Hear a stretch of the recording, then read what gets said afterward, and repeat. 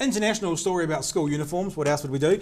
In Kent, in the UK, a principal has been accused of being in the Gestapo because sorry, that was my bit there. That was very good. Because he sent upwards of 50 children home on the first day of school because they didn't dress in the correct uniform. Before we talk about it, let's have a look at the uniform. Let's have a look at that screen there.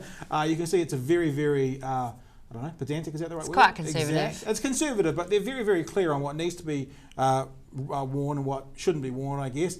And people turned up in the wrong things, frilly socks, wrong pants, and they got sent home for it. Parents aren't very happy about it, which is where the Gestapo quote came from. We'll have a look at Sharon King, one of the parents there. She says this, talking of the principal. Now he's lost respect before he even started, she said. It's his first day and he's backed himself into a corner and done the damage. The issue isn't the uniform because I totally agree with it. The problem is that he handled it like the Gestapo. And children were sent home crying. One little girl had bleeding feet. But you do have to wonder why people always bring up the Nazis whenever it comes to rules and rigidity like this. I can tell you that. I can tell you a theory about that. All right. Let me just. I've actually got it here. There is a guy called Godwin. I'm sorry to read from my phone here. There's a guy called Godwin who made up a thing called Godwins Law. He's a blogger, and Godwins Law is basically when people talk about the Nazis all the time. I'll read it to you straight from the Wikipedia page.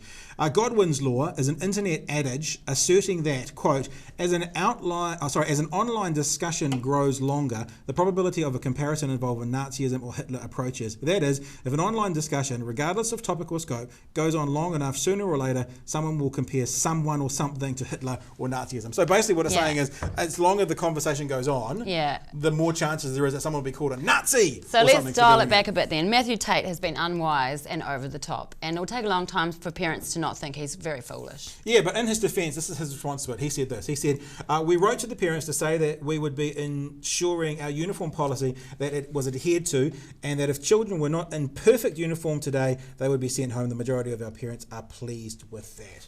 So he's saying, you know, told you so. Well, I guess. Think about your own children and their school uniform. What would you do? Okay, well, I guess I'm going to state this publicly. I don't have any children at secondary school yet. Not too far off. I should probably state publicly, if my children end up going to a school with a uniform that is strict and should be adhered to, I will not be supporting your policies. I'm sorry, I don't think socks up, socks down, shiny shoes, not shiny shoes, wearing jersey the right way, I don't think that's got anything to do with the education of my child. So if I end up being a parent and you're a principal and you're watching at your school, I apologise in advance, but if my daughter's cold, she's going to be allowed to wear her puffer jacket during morning tea, whereas some schools say no puffer jackets. Ironically, some schools, okay, a bit of gossip, some schools say no puffer jackets for kids during school time. Guess what the classroom teachers wear at morning tea and lunchtime? Puffer jackets. And why do the teachers wear puffer jackets?